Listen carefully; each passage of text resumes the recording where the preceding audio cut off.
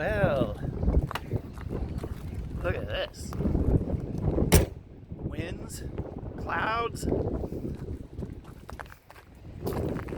looks like some rain off in the distance. Interesting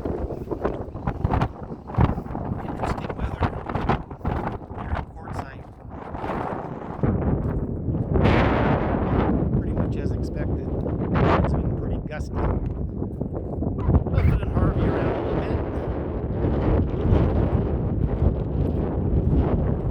It's nice and cool now. It's like 68 degrees.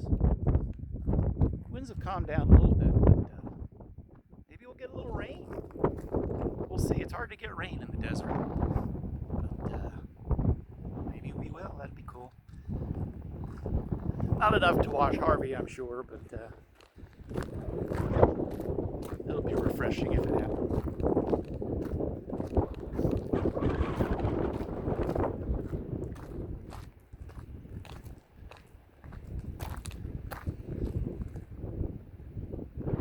Pretty awesome.